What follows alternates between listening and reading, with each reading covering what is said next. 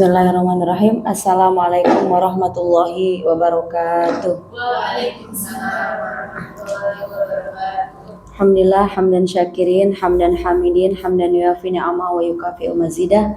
Ya Rabbana lakal hamdu kama yanbaghi li jalali wajhikal karimi wa 'azimi sultanik. Allahumma rzuqnal ikhlas, Allahumma rzuqnal istiqomah, Allahumma rzuqnal husnul khatimah wal mautu fi sabilillah. Alhamdulillah ibu-ibu yang berbahagia, kita bersyukur kepada Allah berjumpa di sore hari. Sore hari ini adalah tempat pergantian malaikat. Semoga kita bisa memaksimalkan agenda kita hari ini. Dan mungkin, tapi ibu-ibu sudah pada PW ya. Saya maksudnya nggak usah ada sub kedua gitu, langsung sini aja maunya gitu. Maksudnya biar kelihatan semua gitu, nggak ada yang terlindungi gitu ya, karena sedikit pesertanya gitu ya. Terima kasih ibu-ibu sekalian. Jadi Masya Allah, bersyukurlah. Ini adalah sebuah kesyukuran. Jika di tempat kita mencari rezeki, kita juga di sini sekaligus mencari hidayah dan ilmu. Karena nggak semua orang yang bekerja mendapatkan kesempatan seperti ini. Ya, harusnya semua seperti ini. Karena tidak boleh dipisahkan antara pekerjaan dunia dan pekerjaan akhirat. Dua-duanya sama. Ya. Apalagi kita yang bekerja ini adalah ibu-ibu. Sebab sebenarnya perempuan itu aslinya adalah di rumah. Tapi kapan dia boleh keluar ya? Dia boleh keluar jika benar-benar masyarakat membutuhkan. Itu juga dengan adab-adab yang sangat ketat kalau dalam Islam sesungguhnya. Artinya hajat kita sebagai seorang perempuan untuk belajar terus itu lebih tinggi dibanding para laki-laki. Sebab kita adalah ibu-ibu yang bekerja ya. Nah, karena itu bersyukurlah kepada Allah dan Masya Allah jangan pernah menyederhanakan setiap majelis ya. Karena ada sebuah kisah di mana ada seorang anak yang dia dipaksa untuk ikut satu majelis ya. Karena sebenarnya dia mau pinjam kunci aja ya. Sama ayahnya, bilang ayahnya duduklah nak ya. Pinjam kunci. Kemudian setelah selesai majelis, pinjam kuncinya dia naik mobil sama teman-temannya. Ternyata tabrakan meninggal dunia. Di malam hari dalam mimpinya ya, anaknya itu berada di sebuah istana yang indah. Dan dia bilang sama ayahnya, ayah terima kasih ya atas paksaanmu terhadap satu majelis. Karena ternyata di majelis itu aku diampuni oleh Allah dan aku ditinggikan derajatku dan aku mendapatkan surga hari ini. Kita jadi nggak boleh merahasiakan setiap majelis, menyepelekan setiap majelis yang kita temui. Ya. Pasti di sana banyak rahasia-rahasia Allah Subhanahu Wa Taala. Saya langsung, jadi kenapa ini saya bawakan? Sebab saya ambil dari hadis Rasulullah SAW. Ya. Karena Rasulullah Sallallahu Alaihi Wasallam ajwadun nas ya. Adalah Rasulullah ya yang sifat melekat padanya adalah ajwadun nas, yaitu adalah Nabi yang sangat dermawan. Ya. Kemudian wakana, nah ini yang menarik ya, wakana. Jadi kalau hari biasa tuh Rasul tuh dermawan banget, karena ternyata orang mukmin itu mungkin aja dia berbohong. Orang mukmin itu bisa aja dia itu kemudian berzina. Tapi kalau dia kikir itu nggak mungkin. Karena sifat kikir itu melekat pada sifat-sifat kemunafikan. Nah Rasulullah ini adalah seseorang yang sangat dermawan. Suatu ketika ada seorang badui, wahai Muhammad, aku minta harta, aku butuh kambing. Rasul itu nggak tanggung-tanggung, ambil aja seluruh kambing. Kambing itu sepenuh bukit. Sampai badui itu kesenangan. Wahai orang-orang Badui, ayo masuk Islam, gitu ya. Ini nabinya umat Islam ini adalah nabi yang sangat dermawan, yang dia bersedekah nggak takut miskin gitu ya. Aku dikasih sebanyak ini gitu ya. Akhirnya orang berbondong-bondong masuk ke dalam Islam. Nah jadi di sini kalau kita lihat seperti itu asalnya Rasulullah. Bahkan ada sebuah syair ya. Laula la ilaha illallah lakana la uhuna'am. Kalau saja nggak ada kalimat la ilaha illallah, pasti la-nya Nabi Muhammad itu adalah iya. Maksudnya dalam hidupnya dia nggak pernah bilang nggak pernah. Kapan dia mengatakan tidak? Hanya ketika mengucap la ilaha illallah. Saking dermawannya Rasulullah. Itu hari biasa. Nah, kemudian dalam hadis disebutkan wa ajwadamai wa kana ajwadamai yakunu fi Ramadan. Dan dia lebih dermawan lagi pada saat bulan Ramadan. Ya. Nah, itu yang pertama. Yang kedua, hina yalqahu Jibril. Hina yalqahu Jibril artinya apa? Terutama ketika Jibril ya membacakan Quran, memurojaah Quran padanya, gitu. Jadi dia lebih dermawan lagi apa di bulan Ramadan. Kedua, saat dia murojaah Quran. Hadis ketiganya menyebutkan wa kana yalqahu fi kulli lailatin min Ramadan. Dan adalah Jibril murojaah Rasul itu di malam hari bulan Ramadan. Ya. Fayudari suhul Quran. Ya. Kemudian far Rasul sallallahu ajwadu bil khairi min rihil mursal. Dan Rasul itu lebih dermawan dibanding angin yang terus berhembus. Kalau angin itu kan berhembus ya ke semuanya gitu, rata gitu, kita kena anginnya gitu ya. Nah seperti itu ya. Jadi ibu sekalian, di sini ada sebuah rahasia dalam hadis ini bahwa apa, kita sifat asli kita tuh emang kikir. Jadi ustazah kikir, iya, saya juga kikir. Yang bilang siapa? Allah. Ya. Innal insana khuliqa halu'a. Jadi kita itu memang diciptakan sebagai insan ini ya, kalau belum kena wahyu ya, kita itu apa? Khuliqa halu'a. Diciptakan itu adalah bersifat keluh kesah, suka mengeluh dan kikir. Ya Pak, iya Bu? Iya, saya juga bilang iya. Pokoknya kalau nggak keluh kesah pasti kikir. Dua itu sifat dasar. Cirinya apa? Idza massahu syarru jazua. Kalau disentuh, jadi dalam ayat ini massa itu cuma disentuh set gitu dikit. Nggak kayak diapain ya, diambil gitu nggak, ya khuzu nggak, tapi mas itu disentuh aja. Artinya dikasih ujian tuh dikit doang gitu, kayak yang tuh gitu doang. Ya, wa idza massahu syarru jazua. Tapi masya Allah ngeluhnya serem banget, sampai lupa tuh nikmat Allah semuanya. Ya, misalnya lakinya pelit satu kali aja, kayaknya pelit beribu-ribu tahun gitu. Ya, gitu ya. Nah itu kayak gitu contohnya ya. Atau dia dimarahin suaminya baru kali ini gitu ya. Sepertinya sudah marah sepanjang tahun gitu ya. Itu. Jadi idza massahu syarru jazua wa idza massahul khairu, dan jika disentuh diberikan, belum banyak itu, apa itu kebaikan, dia langsung apa? Manu'a. Manu'a itu apa? Kikir. Tapi ada pengecualian, illal musallin, kecuali orang-orang yang sholat.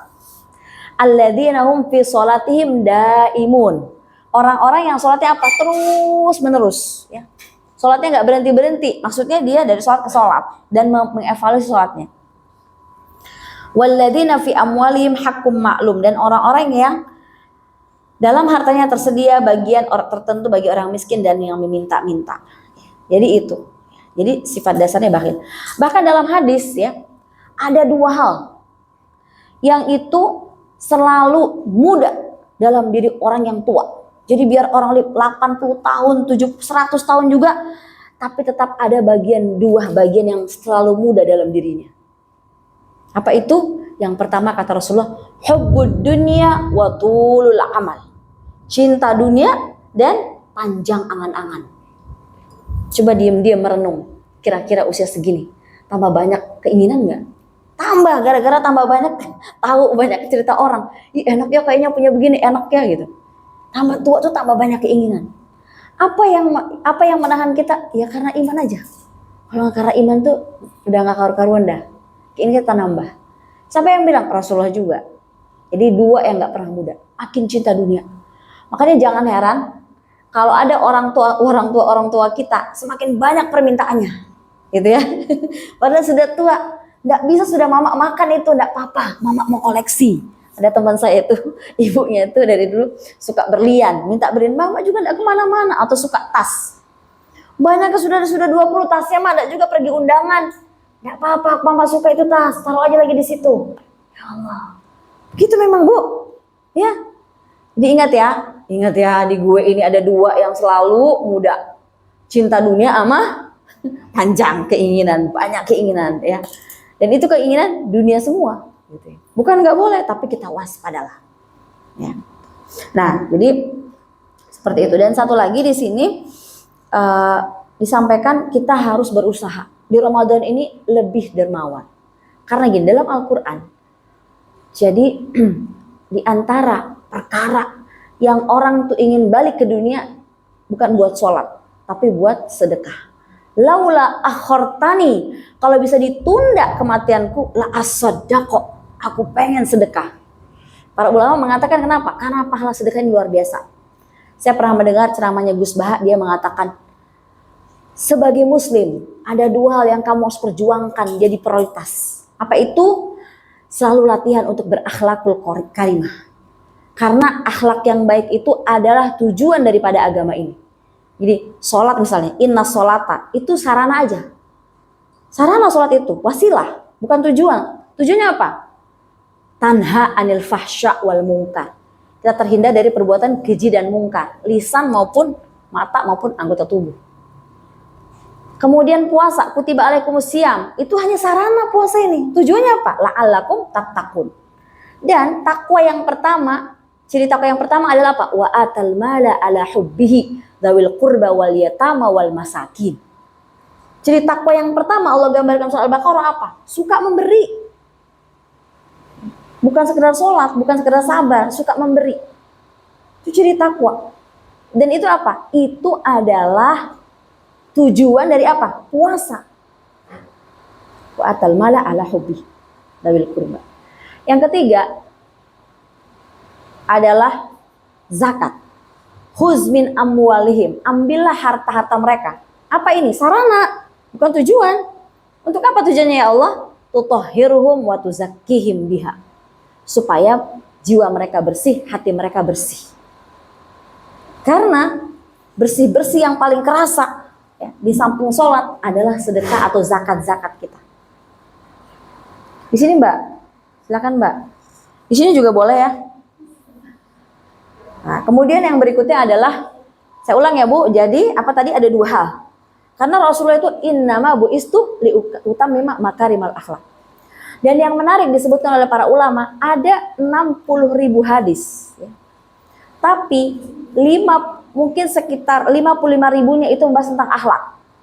Sisanya itu baru membahas tentang hukum-hukum. Jadi kebanyakan tentang akhlak. Ya.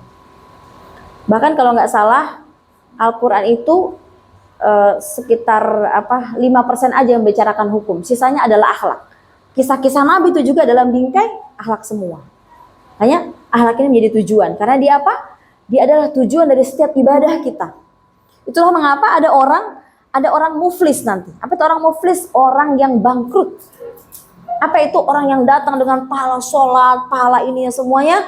Tapi apa? Dia mencaci maki ini, menyakiti ini, habis semua pahalanya. Kenapa? Karena tujuannya dia nggak gapai, cuman sarana dia ambil, ya. Nah, jadi hati-hati dengan kita fokus pada sarana khusyuk-khusyuk, tapi tujuannya nggak kita evaluasi. Itu kemarin ada anggota pengajian saya, kemarin banget tarhib Ramadan di Balikpapan, tanya ustazah, saya punya tetangga, sholatnya luar biasa ustazah, sedekahnya iya, semuanya pokoknya ustazah, pokoknya kalah semua kita satu RT tuh kalah. Tapi ustazah, yang namanya lisannya pedas betul. Gitu kalau nggak aku kasih baju tuh dia tuh nggak pakai baju tuh. Itu dulu anak yang ku bantu waktu masih kecil-kecil tuh di rumah. Jadi seperti itu. Gimana ya ustazah? Saya bilang ini seperti yang ditanyakan oleh Aisyah.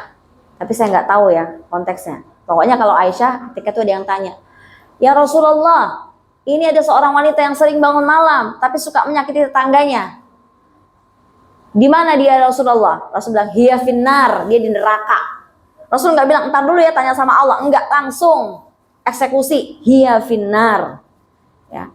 Jadi hati-hati di sini yang sholatnya udah bertahun-tahun tapi tambah jahat sama ibunya, tambah jahat sama suaminya, tambah jahat sama kawan-kawannya, hati-hati ya. Karena apa? Harusnya semakin lama kita sholat, semakin baik akhlak kita. Karena tujuan daripada semua itu adalah, ujungnya adalah termasuk diantaranya ibadah puasa. Tujuannya adalah apa? Kita bertakwa. Dan ciri takwa pertama adalah apa? Sedekah.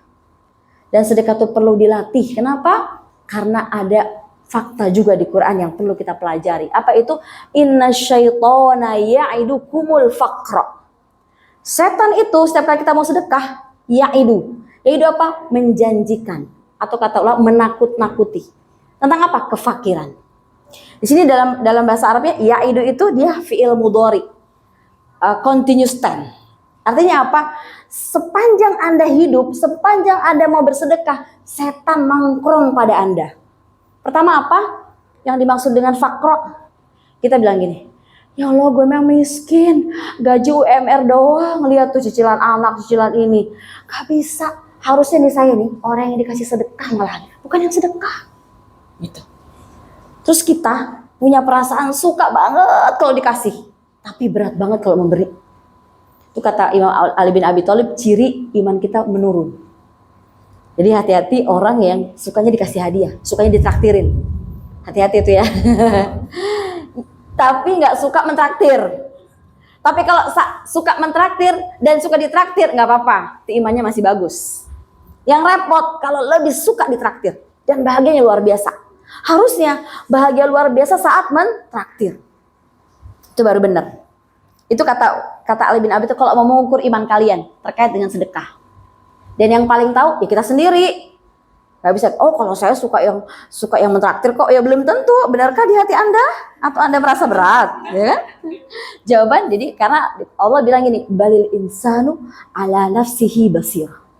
Manusia itu terhadap dirinya basirah paling tahu. Walau alqa ma'adhirah. Meskipun dia ngomong gak begitu kasih alasan. Dia tahu hakikat dirinya. Ya. Nah itu. Jadi saya ulang kembali ya. Jadi gimana setiap kali kita bersedekah, itu setan membisikkan kepada kita, kamu gak pantas sedekah sebanyak ini. Lu jangan sombong-sombong lu. Pengeluaran lu banyak, ini terlalu banyak yang lu sedekahin. Jadi ada perasaan begitu. Tuh, hati-hati ya. Jadi setan membisikkan itu. Apalagi menurut para ulama berdasarkan jadi penjelasan tentang ayat ini, setiap kali kita mau bersedekah, tahu gak? 70 setan berada di dompet dan kantong-kantong kita. 70 gak cuma satu. Ya, kita Bu, kalau berhadapan dengan satu penjahat, dengan 70 penjahat, lebih bebas yang mana? Bisa kita kalahin? Satu Bu. Ini sudah setan, 70 lagi, ya enggak? Dan setan itu punya dua kelebihan. Yaitu apa? Dia bisa mengalir di aliran peredaran darah kita. Ya. Yang kedua apa? Dia juga melihat kita 24 jam. Baru kita nggak bisa lihat dia. Sebagaimana dalam surah Al-A'raf disebutkan, innahu yarakum huwa wa qabiluhu min haitsu la tarawnahum. Setan nih melihat kalian dan seluruh pengikutnya, antek-anteknya setan itu melihat kalian 24 jam. Min haitsu, sementara kamu nggak lihat. Sekarang Bu, kalau ibu berhadapan dengan musuhnya ibu nggak lihat, kira-kira yang menang yang mana? Ayo pertanyaan saya. Ibu lagi berperang nih, ya nggak? Terus ibu nggak lihat musuhnya lihat ibu, gimana coba? Hah? Kemungkinan kalah besar kan ya? Iya, karena itu perlindungan kepada setan nggak lewat wasilah, langsung kepada Allah. A'udzubillahi minasyaitonirrajim. Kok bisa begitu? Ya, karena setan nggak bisa lihat Allah, ya. Dan Allah bisa lihat setan 24 jam, ya. Seperti itu. Dan setan hawa nafsu adalah ujian dari Allah. Untuk apa? Karena setiap kita mempersembahkan amal itu memang dengan segala kesusahan, dengan segala kepayahan. Dengan itulah Allah hargai kita. Makanya nanti pada saat di surga, salamun alaikum bima sobartum. Selamat kamu atas kesabaran dengan setan dan hawa nafsu. Kalau kita nggak punya karya, mana bisa kita dikasih salam sama Allah? Ya nggak? Kalau nggak ada kesabaran, ya Bu ya. Nah, jadi bersabarlah. Apalagi saya, lebih berat lagi, suami saya cuma PRS dan saya punya anak 8, cucu saya 1 mau 2. Ya. Untuk sedekah ya udah berat, tapi dipaksain. Ya. Karena itu Rasulullah SAW sampai kepada Bilal, Bu. Bilal itu sahabat miskin, Bu, miskin banget. Dia bilang apa? Ya Bilal, wahai Bilal, berinfaklah. Jangan kamu takut kepada Tuhan pemilik Arasy. Ya, ketika kamu berinfak, nggak bisa memberikan kamu kehidupan. Bahkan Rasul bersabda, ya, bahwasan ittaqun nar, takutlah kepada Allah, walau bisyiqqit tamrah, walaupun dengan sebiji kurma. Ibu tahu sebiji kurma? Iya. Sebiji kurma itu, Bu, bukan sebiji kurmanya yang Allah lihat, tapi perjuangan kita di balik sebiji kurma itu. Kita tuh Bu, ada Bu, orang yang ngeluarin 30.000 tuh beratnya luar biasa. Kenapa? Karena di belakang tinggal 50.000. Iya enggak? Tapi ada juga kita yang 50.000 di belakangnya masih 50 juta. Makanya sabaqo dirhamain. Ada dua yang sama-sama nominalnya tapi pahalanya beda. Kalau yang tadi 10.000 di belakangnya masih ada sisa 30.000 itu pahalanya lebih tinggi. Tapi kalau yang tadi ngeluarin 10.000 di belakangnya masih ada 100 juta, maka ini pahalanya biasa aja. Makanya sabaqo dirhamain. Ya. Satu dirham itu bisa beda nilainya, tergantung dari jidyahnya. Gitu ya. Nah, sehingga yang pertama gimana? Kita akan ngerasa justru orang yang gak pantas infak. Atau ada bisikan, kamu gak pantas infak segitu. Karena kamu masih miskin, banyak kebutuhan. Padahal Bu, cicilannya cicilan motor, cicilan jubah, cicilan emas ya. Bukan cicilan bawang, ikan, beras ya. Kalau ibu nyicil itu wajar. Tapi kan nyicilnya bukan itu ya. Nah itu. Kemudian yang kedua adalah apa? Inna syaitana ya'idukumul faqra. Maknanya apa? Sungguh-sungguhnya setan membisikkan kepadamu kalau kamu sedekah nanti kamu fakir. Jadi yang pertama tadi, kamu gak pantas sedekah, kebutuhanmu banyak. Ya. Terus kamu masih muda juga, belum tua-tua amat lah kamu. Masih panjang waktumu tuh. Tuh kalau nenek-nenek harus banyak sedekah, nanti lagi dia mati. Lu kan kagak. Nah kalau yang kedua, kita ngerasa takut sedekah karena takut fakir.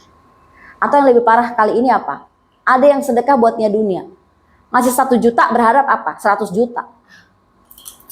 Ibu, gak semua begitu. Gak semua pahala yang kita beri itu ada dikasih cash langsung. Ada orang 1 juta ngasih, habis itu apa? Punya utang 50 juta. Tapi apa? Dia dapat ibadah kepada Allah. Karena Khadijah itu Bu, menginfakkan seluruh hartanya. Apakah dia dikasih lagi harta yang banyak sama Allah? Enggak.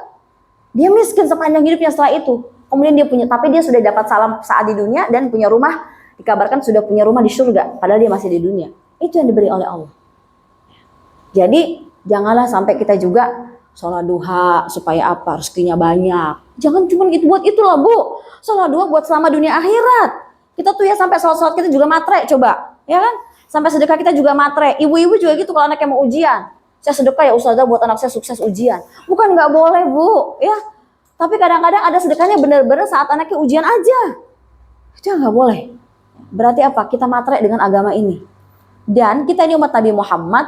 Umat yang seluruh pahala-pahala ibadahnya, seluruh pahala-pahala maksudnya semua goib, balasannya nggak kelihatan. Kalau umat terdahulu kelihatan. Kayak umat Nabi Musa minta turunkan hidangan, turun hidangan tuh Bu. Hei Musa, minta kami air, keluar air. Minta makan, lan nasbiru ala ta'ami wahid, kami nggak sabar satu makanan pengen banyak. Turun tuh makanan dari langit. Kalau kita enggak Bu. Karena kita pakai keimanan. Ya. Makanya yang kita aneh kan dalam ibadah puasa apa? Bau mulut. Ya. Bau mulut kan kata Rasul dalam hadisnya apa? Bau mulut kita pada saat berpuasa lebih wangi daripada misk, minyak harum yang paling mahal. Ada loh minyak harum 1 mili harganya sampai 100 juta. Ada Bu. Itu bau mulut kita lebih harum daripada itu Bu. Ya. Tapi kalau dalam kenyataan gimana? Bau kan Bu, anak saja nggak suka. Cuman karena bahasa iman kita harus yakin ini bau mulutku ini lebih wangi. Siapa yang cium? Allah dan malaikatnya. Itu pakai goib kan? Sama. Sedekah juga gitu. Karena kita harus tahu, kita umat Nabi Muhammad banyak pahala-pahalanya itu ganjarannya goib, nggak kelihatan, disimpankan. Bukan langsung cespang di dunia. Bahkan para sahabat takut banget kalau tiba-tiba ada harta yang banyak, ada harta yang banyak. Takut ya Allah jangan dibalas semua di dunia, ya Allah nanti aku nggak dapat di akhirat, nggak disimpanin gitu. Takut mereka. Kalau kita sebanyak-banyak lagi, banyak-banyak lagi ya Allah gitu ya. Kok kurang banyak nih Allah gitu ya. Nah jadi itu Bu ya. Nah kemudian yang terakhir insya Allah yaitu saya sampaikan terkait dengan kisah ya Abu Dahdah. Abu Dahdah ini seorang sahabat Nabi ya, yang ketika turun ayat Allah may yuqridullaha qardan hasana fayudha'ifahu ya, fayudha'ifahu lahu ad'afan katsira. Siapa yang meminjamkan pinjaman kepada Allah, maka Allah akan membalas dengan berlipat ganda pinjamannya itu. Abu Dahdah bilang, ya Allah, aku meminjamkan kebunku kepada Allah, aku sedekahkan kebun terbaikku ya Rasulullah. Ini kebun kurma paling baik, aku punya kebun kurma banyak di kota Madinah, tapi ini yang paling terbaik dan paling luas ya Rasulullah. Apakah Allah akan menggantinya? Ya, wahai Abu Dahdah, Allah akan menggantikannya di surga. Ya, habis itu datang, di dalam situ ada istrinya Bu, lagi di dalam kebun, karena kebun itu paling disukai, paling enak, paling bagus ya, kurmanya paling nikmat, lagi makan tuh Bu. Kata istrinya, Hai Ummu Dahdah, cepat keluar dari kebun itu, sudah aku sedekahkan kepada Rasulullah, buang itu kurmanya, itu bukan hak kita lagi. Terus kata istrinya apa? Labbaik wahai Abu Dahdah, ini adalah pemberian kepada Rasulullah yang terbaik. Bukan gini, ini kebun kita, ngapain lu kasih yang ini gitu. Jadi dia mendukung suaminya. Labbaik wahai Abu Dahdah gitu. Jadi hati-hati juga Bu ya. Jadi istri yang kalau lakinya sedekah kemudian kita menahan-nahannya gitu. Kecuali Bu sudah kita ini nggak ada apa-apa di rumah, dia sedekah buat keluarganya, terus perlu ditegur juga ya. Tapi kalau kayak gitu ya janganlah. Lanjut ya Bu. Nah jadi kemudian apa Bu? Berlalulah waktu sampai kemudian kebun-kebun yang dia sudah, karena sudah lamanya mungkin 10 sampai 15 tahun ya, kebun kurmanya udah kering, udah nggak ada lagi gitu ya, mau ditanam baru ya. Kemudian apa? Abu Dahdah sudah tua sampai akhirnya sakit dan meninggal dunia. Rasulullah yang kemudian menguburkan jenazahnya. Pada saat menguburkan jenazahnya, Rasul bilang apa? Kam min izkin mu'allakin fil jannah li Abi Dahdah. Berapa banyak kata Rasulullah pohon-pohon kurma yang ranum di surga milik Abu Dahdah. Padahal Abu Dahdah kebunnya udah kering. Dia mau meninggal dunia, sudah meninggal dunia. Itulah Bu sedekah. Ya. Sedekah kita itu biarpun sedikit, nanti kita akan kaget sekali di surga. Kita sedekah sebiji kurma, mungkin kalau sekarang nilainya 3.000, 30.000, tapi apa? Tiba-tiba kok kita dapat sebesar gunung. Dari mana nih ya Allah? Dari mana nih Allah? Kata Allah, inilah harta yang kau berikan kepadaku, kau titipkan padaku, ya, kau pinjamkan padaku, aku kemudian menggandakannya. Terimalah ini untukmu di akhirat. Dan kita Bu, sangat butuh perjalanan kita di akhirat, karena apa? Kita mungkin 50, 63 tahun sampai 70 tahun kan sedikit umat Rasulullah. Tapi yang namanya di alam kubur 1000 tahun, 3000 tahun. Coba lihat Fir'aun. Hidupnya mungkin 90 tahun sampai 60 tahun aja. Tapi sekarang sudah 3500 tahun di alam barzah. Itu belum di alam akhirat Bu. Belum. Makanya kata Abu Ali bin Abi Thalib, aku takut sekali dengan akhirat. Perjalanannya begitu panjang, sementara bekalku begitu sedikit. Ya. Makanya kata Rasulullah, kalau kamu tahu wahai umatku apa yang aku tahu, kamu lebih banyak menangis daripada ketawa. Kita kenal banyak ketawa-ketawa karena kita banyak yang nggak tahu, termasuk masalah sedekah ini. Ya. Kita terlalu mubazir Bu, mubazir. Bayangin, untuk umroh aja sebenarnya kita bisa. Saya ini juga penggiat umroh, menyadarkan orang tentang umroh. Umroh itu bukan sekedar orang yang punya duit nggak punya duit, tapi yang punya iman. Saya bilang, tahu nggak? Ternyata kalau di Hasanah ada program menabung 30.000 sehari Bu. Itu selama 3 tahun sudah bisa berangkat umroh. Tapi bertahun-tahun kita nggak bisa. Kenapa? 30.000 itu kan karena paling kita lebih mahal makan kita setiap hari. Kongko-kongko kita. Ya, lebih dari itu 50.000. Tapi kalau kita betul-betul mau niat ibadah, kenapa? Karena umrah ini luar biasa, juga mengisi jiwa kita. Bahkan ada seorang teman saya di Sangatta itu, rumah Qur'annya nggak dapat murid. Dia bilang, coba umrohkan guru-guru. Susah Ustaz, dananya nggak ada. Tabung aja sehari 30.000 buat guru ini. Benar, 2 tahun bisa terpenuhi karena ada dana dari yang lain, berangkat. Ternyata Bu apa? Berkah-berkah itu Masya Allah, yang namanya bertambah-tambah muridnya. Jadi tolong, kita jangan terlalu mubazir pada usia kita. Ya. Harus mana yang prioritas ini? Ya. Untuk orang yang berangkat umroh atau haji bukan orang-orang yang kaya, tapi orang yang punya iman. Orang yang tidak mubazir kepada Allah. Termasuk waktu-waktunya.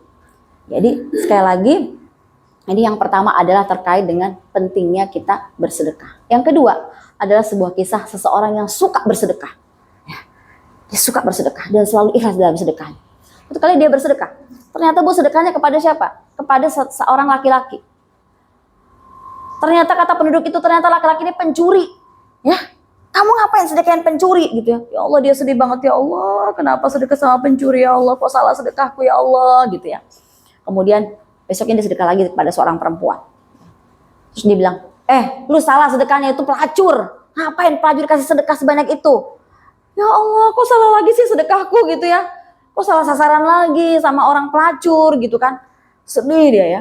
Kemudian akhirnya besoknya sedekah lagi kepada seorang yang agak tua gitu ya. Sedekah. Dia bilang, kamu salah lagi, itu orang kaya raya, kamu sedekahin ngapain? Salah, harusnya orang miskin yang membutuhkan gitu ya. Sampai kemudian dia mendapatkan jawaban dari ilham dalam mimpinya, disebutkan ternyata apa? Berbahagialah, sedekahmu kepada pencuri tadi sungguhnya telah membuat dia tobat dari mencuri. Sedekahmu kepada pelacur membuat dia bertobat dari pelacurnya. Dan sedekahmu kepada orang kaya membuat dia bertobat dari pelitnya. Karena kok saya dapat sedekah padahal saya kaya. Dia malu. Karena selama ini sudah tua. Sudah tua aja tambah pelit. Jadi dia bertobat kepada Allah. Jadi apa Bu? Sedekah itu luar biasa. Amalan yang maksudnya salah saja bisa buat berkah orang bertobat. Ya. Ada lagi sebuah hadis. Inna sadaqah tutfi ghadabur rabb wa tadfa'an maitatis su. Sungguhnya sedekah itu menghindarkan kalian dari apa? Dari kemarahan Allah. Dan satu lagi apa? Dari kematian yang buruk. Saya nih Bu, aktivis kepalestinaan sudah 15 tahun. Jadi saya mohon doanya juga mudah-mudahan saya bisa wafat seperti beliau. Jadi ada seorang sahabat suami saya sudah wafat, terakhir jabatannya sebagai bupati di Berau, Pak Muharram, Ustadz Muharram ya, murid ayah saya juga dulu di Pondok Hidayatullah. Beliau dari dulu ahli sedekah. Sedekahnya Bu, sedekah sir, sedekah diem-diem, gak bilang-bilang, termasuk pada keluarganya. Sampai pada saat beliau kaya, berpunya itu banyak sekali untuk Palestina. Ini Ustadz, saya serahkan. Suami saya aktivis Palestina. Kebanyakan nih Ustadz, gak apa-apa Ustadz.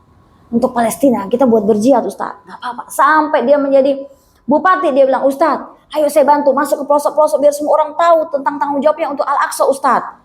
Karena nanti bahaya kita yang kena azab ini kalau mereka gak tahu, Al-Aqsa itu punya mereka juga. Kewajiban mereka, bukan kewajiban kita aja. Dia yang bukakan jalan-jalannya. Kemarin Bu meninggal dunia kena COVID.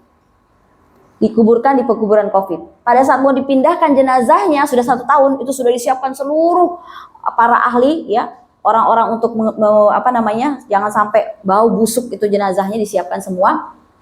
Ternyata pada saat dibuka, jenazahnya masih utuh seperti baru kemarin dikebumikan. Sampai mau pingsan tuh istrinya dan beberapa orang yang kan orang-orang ini yang terdekatnya adalah orang yang melihat langsung pada saat jenazahnya pertama kali dimasukkan. Dan ketika melihat setelah setahun sama persis seperti itu Bu. Masih wanginya sama. Bayangin. Kata suami saya juga menangis. Ya Allah, saya bersaksi. Ustadz ini adalah seorang mujahid fisabilillah dan ahli sedekah. Sehingga dihindarkan dari kematian yang buruk sampai jenazahnya dijaga sama Allah. Satu aja amalan utamanya, sedekah. Gitu ya. Kita ini pelajaran-pelajaran hidup yang pernah saya jalani. Saya juga sedang berjuang untuk melawan segala kekikiran dalam hidup saya. Dan kikir itu bukan hanya sebenarnya dari dana Bu ya, tapi dana itulah yang pertama sebagai ukurannya, tapi juga tenaga, ilmu dan sebagainya. Yang terakhir kisah seorang majusi. Orang majusi ini namanya Bahrom ya. Dia itu punya 4 anak. 4 anaknya ini sangat cantik, dia nggak mau nikahin. Dia nggak mau siapapun yang menikahin, dia pengen dia nikahin dan dia yang gaulin karena sayang. Cantik banget.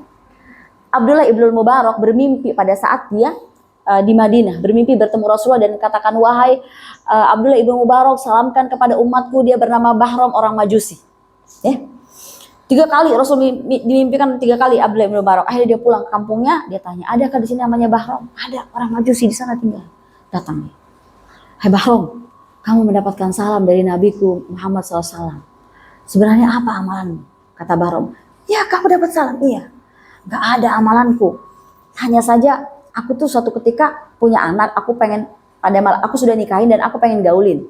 Tapi pada saat aku ingin menggaulinya, tiba-tiba ada suara kaki seorang ibu yang dia ternyata kuintip, ternyata dia mengambil obor dari lampuku. Obornya menyala. Dia mengambil, dia balik lagi, ku ikutin, dia balik lagi 3 kali. Akhirnya aku tegur, kenapa ibu? Dia bilang, aku sedang menghibur anakku yang kelaparan. Ya, seolah-olah pergi cari makanan. Balik lagi, nggak ada gitu, balik lagi. Sedih Bahrom.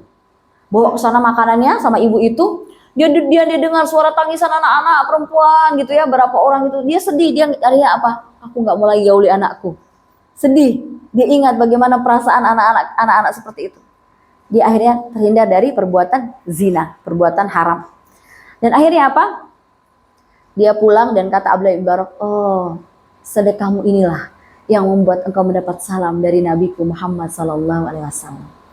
Bahram menangis dan dia bilang, wahai Abdullah ibn Mubarak, saksikanlah aku masuk ke dalam agamamu. Asyhadu an la ilaha illallah wa asyhadu anna Muhammadan Rasulullah. Bayangin.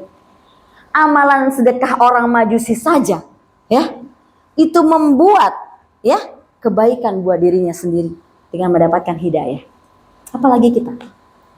Nah, mudah-mudahan semua di sini kita pastikan latihan-latihanlah dari sekarang. Apalagi bulan Sya'ban itu bulan ditampakkan amal kita setahun. Rasul suka berpuasa dan beramal soleh. Jadi maksimalkan amal-amal, latih diri kita. Ya, seperti itu insya Allah. Dan insya Allah karena saya aktivis kepalestinaan, saya sekarang di seluruh kajian saya memang mengajak ibu-ibu untuk sedekah. Sedekah apa? Sedekah sedikit tapi berterusan. Yaitu apa? Sedekah 30.000 rupiah berarti 1.000 sehari. Berapa lama Ustazah? 1 tahun. Buat apa? Untuk orang-orang di Gaza. Untuk rumah-rumah di Gaza, untuk biaya makan mereka, beras mereka, roti mereka, daging mereka, dan untuk kebutuhan pampers anak-anaknya. Saya bersama Lembaga Damai Aqsa, alhamdulillah lembaga ini sudah 8 tahun dan kami sudah menyalurkan 23 kali penyaluran dan juga sempat membuat Masjid Istiqlal di Gaza. Pembinanya langsung suami saya, ya. Dan kantor kami di Tengku Umar. Kalau ada yang mau ke sana boleh, ya. Di mau silaturahim ya. Jadi ini sukarela Bu. Yang mau daftar silahkan, yang enggak apa-apa juga.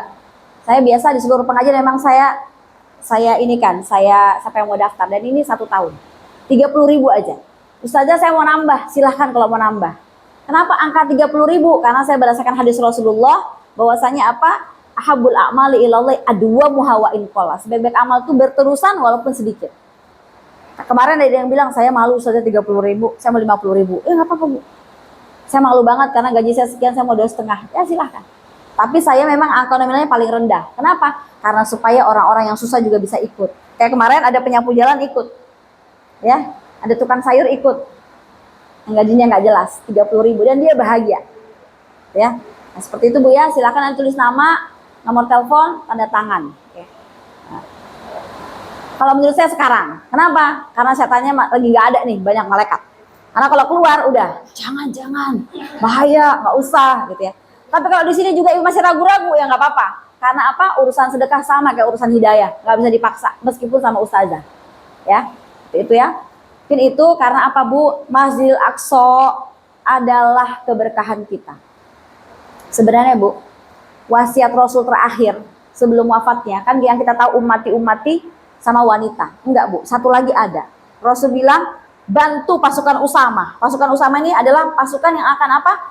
Menuju Romawi. Menuju apa? Pembebasan Masjidil Aqsa. Ya. Dan kita umat Nabi Muhammad. Maka Al-Aqsa adalah wasiat terakhir Rasulullah SAW. Dan Masjidil Aqsa ini nanti di yaumul qiyamah di akhir zaman akan menjadi padang mahsyar kita berdiri. Ibu suka nggak suka akan diberdirikan nanti di padang mahsyar, yaitu mana? Di Masjidil Aqsa. Jadi orang-orang yang sedekah membantu Masjidil Aqsa, dia sudah mendapatkan tempat aman di padang mahsyar nanti. Meskipun dengan sedekah yang sedikit, tapi berterusan. Satu lagi apa? Dr. Amal Khalifah, seorang pemerhati hadis, Quran, dia teliti semua tentang Masjidil Aqsa. Satu kesimpulannya, latus alunna anil Aqsa fardan. Kita akan ditanya tentang bantuan kita kepada Masjid Aqsa sendiri-sendiri, masing-masing. Maka pertanyaan apa, jawaban apa yang kita berikan kepada Allah Subhanahu wa taala di hari akhir nanti. Itulah kenapa Rasul pada saat Isra dan Mi'raj harusnya bisa kan? Isra-nya langsung aja dari Mekah naik ke langit, ya enggak? Tapi kenapa jalan dulu ke Masjidil Aqsa? Karena Allah mengingatkan bahwa Masjidil Haram itu adalah tempat pusat lahirnya Islam. Tapi akhir zaman pusat perjuangan sudah menuju negeri Syam, yaitu pembebasan Al-Aqsa. Dan di sana akan terjadi perang antara Dajjal dan Mahdi, itu bukan di Masjidil Haram, tapi di sana. Karena itu kalau melihat umat bangkit, umat itu peduli, umat itu benar keimanannya, maka lihat bantuannya kepada Masjid Aqsa, bukan sekedar ibadah-ibadahnya di Masjidil Haram. Bahkan ada seorang Dr. Mustafa Yaqub yang dulu menjadi imam masjid di Jakarta Istiqlal, dia bilang, hati-hati hari ini terjadi yang namanya haji umroh setan. Dia bilang gitu Bu, di ahli hadis. Dia bilang apa itu umroh haji setan? Orang yang berkali-kali umroh dan haji tapi nggak pernah sedikit pun memberikan bantuan untuk Masjid Aqsa. Itulah umroh yang nggak benar. Ya, ini saran saya juga di Hasanah, insya Allah sudah ada ketika umroh di Hasanah itu sudah membantu Masjid Aqsa. Tapi kalau mau nambah bantuan lagi silahkan. Seperti itu. Dan itu dari saya. Mudah-mudahan ibu-ibu mendapatkan hidayah dan saya juga. Apalagi kita ditutup kajian kita dengan hujan ya. Kita tutup dengan sama-sama doa dulu. Semoga Allah berkahi. Nanti kalau ada pertanyaan di akhir sesi ya Bu, kita doa dulu. Silakan hadirkan seluruh hajat-hajatnya dan semoga kita diridhoi oleh Allah Subhanahu wa taala. Kita juga akan mendoakan saudara-saudara kita di Palestina. Alhamdulillahi rabbil alamin. Ar-Rahmanir Rahim. Maliki yaumiddin. Iyyaka na'budu wa iyyaka nasta'in. Ihdinas siratal mustaqim. Ihdinas siratal mustaqim. Ihdinas siratal mustaqim. Siratal ladzina an'amta 'alaihim ghairil maghdubi 'alaihim waladdallin. Amin. Allahumma salli ala Muhammad wa ala ali Muhammad.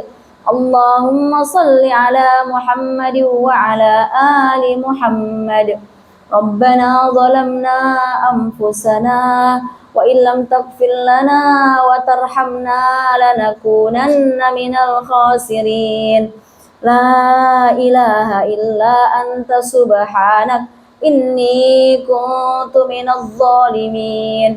Ya muqallibal qulub sabbit qulubana ala dinika wa ala ta'atik. Rabbi ij'alni muqimas salati wa min dhurriyyati. Rabbana wa taqabbal du'a. Rabbana la tu'akhidna in nasina aw akhtana. Rabbana wa la tuhammilna ma la taqata lana bih. Wa'fu anna waghfir lana warhamna anta maulana fansurna 'alal qaumil kafirin.